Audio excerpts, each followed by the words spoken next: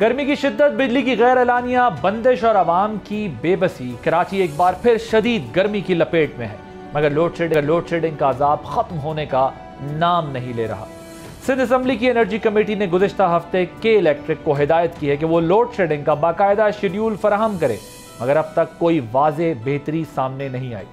دوسری طرف کے الیکٹرک بارہا حکومتی احکامات کو نظر انداز کرتی آئی ہے اور بجلی چوری کو جواز بنا کر خود کو ذمہ داری سے بری الذمہ قرار دیتی ہے۔ کے الیکٹرک کے اپنے مطابق اگر ہر فیڈر پر چوری پکڑنے والے میٹر نصب کیے جا چکے ہیں تو پھر اتنے طویل بریک ڈاؤن کا کیا جواز بنتا ہے؟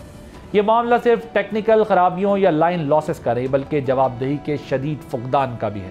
ایسے حالات میں جب بجلی صرف آسائش نہیں بلکہ انسانی جان بچانے کی بنیادی ضرورت بن چکی ہے، یہ غفلت ناقابل برداشت ہو چکی ہے۔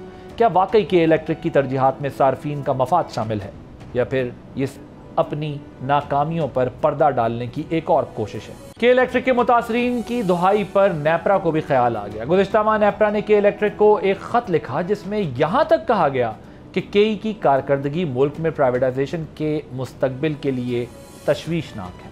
کے الیکٹرک کی کارکردگی پر ریگولیٹر نے سنجیدہ سوالات اٹھا دیے ہیں۔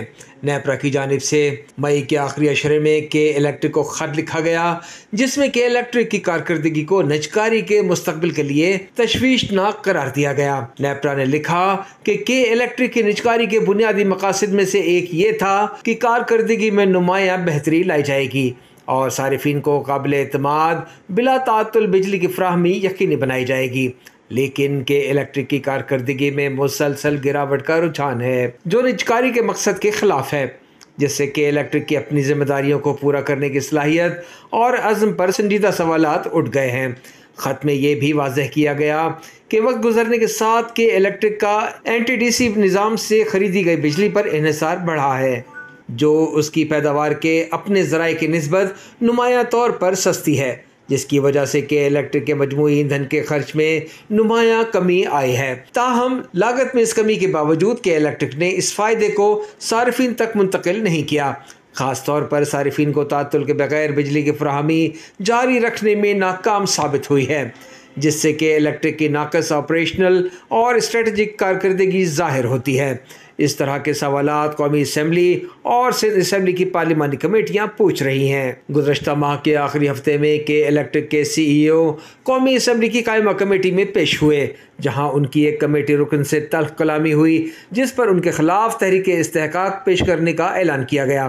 پھر 2 دن پہلے ایسا ہی واقعہ سندھ اسمبلی میں پیش آیا، جہاں صوبائی اسمبلی کے اراکین اور کے الیکٹرک کے سی ای او کے درمیان شدید جملوں کا تبادلہ ہوا، جس پر مونس الوی کے خلاف ایک اور تحریک استحقاق پیش کرنے کا فیصلہ ہوا۔ ایسا کیوں ہو رہا ہے؟ کیوں اراکین اسمبلی کے الیکٹرک کے کارکردگی اور لوڈ شیڈنگ پر احتجاج کر رہے ہیں جبکہ کے الیکٹرک کی انتظامیہ کسی کو خاطر میں نہیں لا رہی؟ ایک طرف نیپرا نے کے الیکٹرک کی کارکردگی پر تشویش کا اظہار کیا ہے تو دوسری طرف اسی نیپرا نے رائچ پالیسی کے خلاف کے الیکٹرک کے لیے ٹیرف بڑھانے کی منظوری دے دی ہے، جس کے بعد کے الیکٹرک کا ایوریج ٹیرف پاکستان میں دیگر ڈسٹریبیوشن کمپنیز کے مقابلے میں 40% زیادہ ہو گیا ہے۔ اب یہ اضافی رقم دے گا کون؟ یہ اضافی رقم میرے اور آپ کے ٹیکس کے پیسوں سے ادا کی جائے گی۔ جی ہاں، میں اور آپ ایک نجی کمپنی کی ناقص کارکردگی کو سبسڈائز کریں گے۔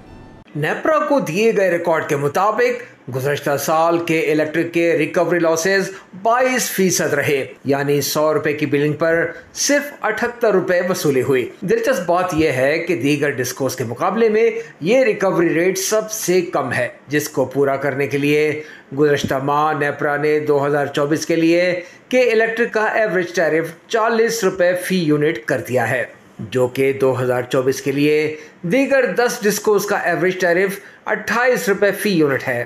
ڈسکوز کے اوسط ٹیرف اور کے الیکٹرک کے منظور شدہ زیادہ ٹیرف کے درمیان جو فرق پیدا ہوتا ہے وہ براہ راست وفاقی بجٹ کے ذریعے ٹیرف ڈیفرنشل سبسڈی کی شکل میں ٹیکس دہندگان پر منتقل کر دیا جاتا ہے۔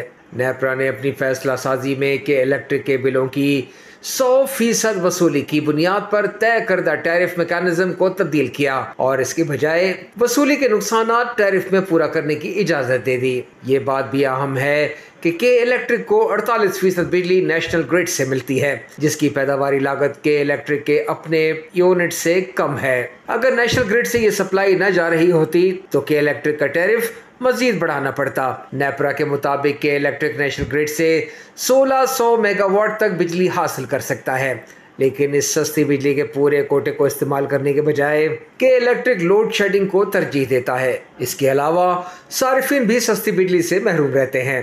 नेपरा को फराहम की गई मालूमात के मुताबिक के इलेक्ट्रिक ने कच्ची आबादियों में रिकवरी ना होने की शिकायत की है, जहां 100 यूनिट से कम माहाना इस्तेमाल होता है, और के इलेक्ट्रिक के मुताबिक वहां अमन व अमान की सूरत हाल की वजह से रिकवरी करना मुश्किल है।